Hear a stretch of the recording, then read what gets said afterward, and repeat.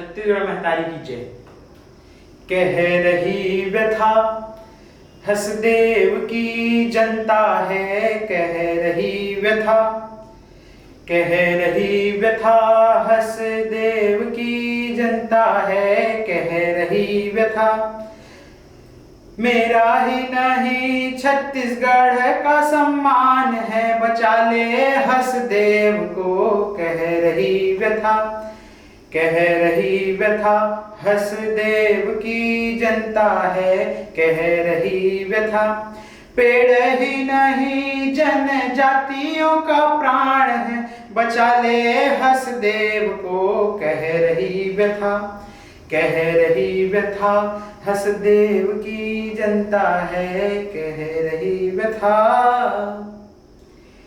नीलांबर परिधान हरित पट पर सुंदर है, सूर्य चंद्र युग मुकुट मेखला रत्नाकर है, नदियां प्रेम प्रवाह फूल तारे मंडन है, बंदी जन खग वृक्ष शेष फन सिंहासन।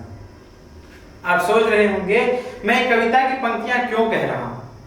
मैं आपको ये बताना चाहता हूं, राष्ट्र कवि मैथिली शरण गुप्त ने अपनी रचना में लिखा है, ये जो भारत है इसका श्रृंगार हरियाली है और हरियाली से संबंधित है वन क्षेत्र। जैसे कि छत्तीसगढ़ का श्रृंगार है हसदेव। छत्तीसगढ़ के श्रृंगार को यदि बचाना है तो हसदेव को बचाना होगा।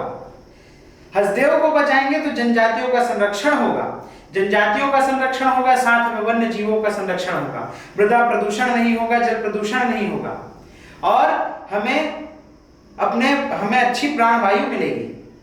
हमारे संविधान में भी जनजातियों का संरक्षण है और यदि जनजातियों का संरक्षण है तो हसदेव का संरक्षण भी आवश्यक है।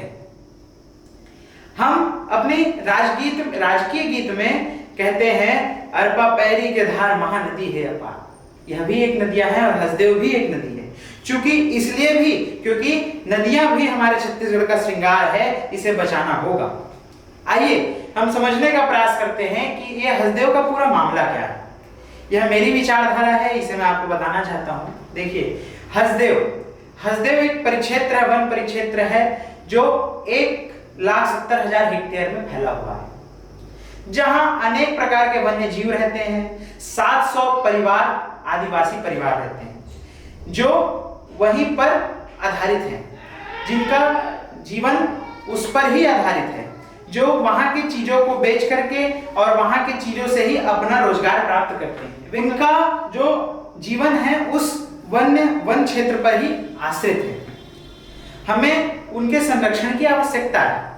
अगर हम सोचें, एक जो है, हम मानते हैं कि विकासशील देश के लिए कोयला और इन सब नवीनीकरण ऊर्जा स्रोत, अनवीनीकरण ऊर्जा स्रोत जरूरी होता है, जो हसदेव के नीचे पाया जाता है और हसदेव के ऊपर जो वन क्षेत्र है, हसदेव के धरती पर जो वन क्षेत्र है, वह भी बहुत जरूरी है। जैसे कि हम सब जानते हैं, छत्तीसगढ़ का फेफड़ा कहा जाता है। छत्तीसगढ़ का फेफड़ा क्यों कहा जाता है? जैसे हमारे मानव शरीर में फेफड़े में शुद्ध ऑक्सीजन प्राप्त होता है, ठीक उसी प्रकार हसदेव क्षेत्र से भी शुद्ध ऑक्सीजन प्राप्त होता है।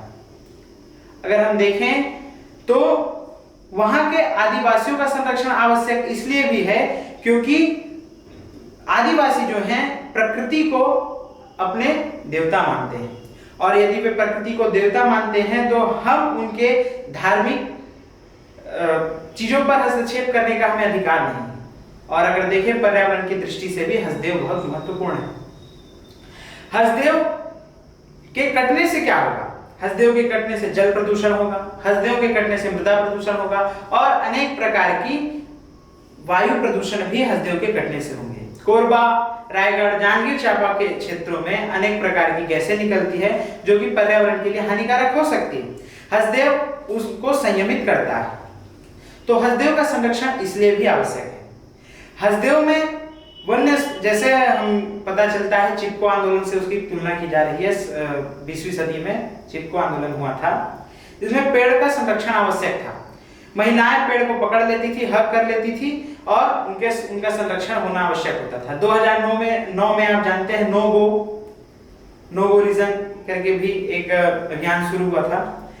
आदिवासियों की मांग भी है कि उनके हसदेव क्षेत्र को बचाया जाए, जिनके उनको रोजगार में समस्या ना आए, उनके रहने के क्षेत्र में कोई समस्या ना आए और अनेक प्रकार के हम देखें वन्य संपदा हमारी छत्तीसगढ़ की संपदा है। धन धान्य से समृद्ध है छत्तीसगढ़।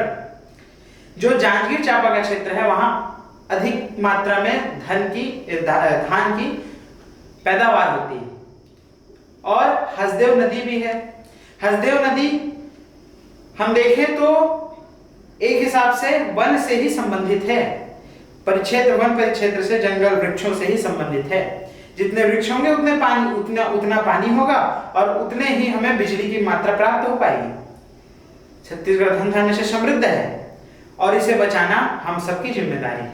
हमें जरूरी है कि हम हसदेव संरक्षण के लिए आगे आएं और हसदेव में रहने वाले वन्य जीव और जनजातियों का संरक्षण भी करें और उनके लिए प्रोटेस्ट करें। हो सकता है कि विकासशील देश के लिए वहां के जो कोयले हैं वो जरूरी है, पर कुछ ऐसा उसका उपाय निकाला जाए, नवीनीकरण ऊर्जा स्रोत निकाले जाए जिससे हम और विकासशील तो बने, विकसित बने, पर हमारे जनजातियों का संरक्षण हो, वन्य जीवों का संरक्षण हो, वन्य संपदा का संरक्षण हो। क्योंकि आदिवासी जो जनजातियां हैं वे उस प्रकृति को ही अपना देवता मानती है और देवताओं का संरक्षण आवश्यक है, चाहे हम किस भी दृष्टि से देख लें। तो मैं आप सभी से कहना चाहता हूं कि हसदेव संरक्षण में बढ़ चढ़ के हिस्सा लें और कोशिश करें कि हसदेव का संरक्षण हो सके। हम लोगों के कारण, हम छत्तीसगढ़ की जनता के कारण हम आगे आए और हसदेव संरक्षण के लिए आगे बढ़े। जय छत्तीसगढ़।